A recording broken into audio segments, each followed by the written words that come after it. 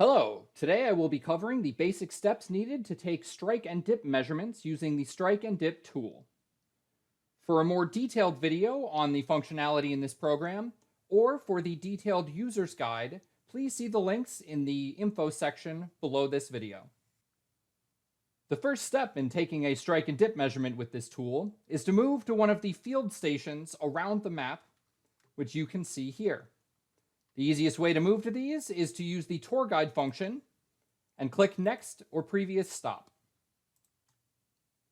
Once you've arrived at one of the locations that you would like to take a measurement at, you can spin the camera's direction by holding down the right mouse button and scrolling side to side or up and down.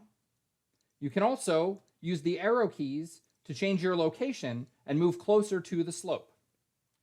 Once you're in a reasonable range of the slope, you can use the compass control panel on the bottom left corner of the screen to narrow down exact positioning for the compass. Once it's in a position that you like, you can use the rotation dial here to spin the compass, lining it up with the strike of the slope. Then click the Save Strike button to save that data. You'll see that the compass then flips vertically and is ready to take a dip measurement.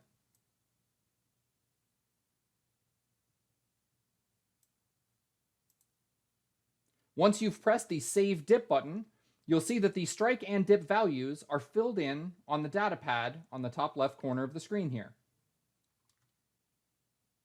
That covers all of the basic steps needed to take a strike and dip measurement within this tool.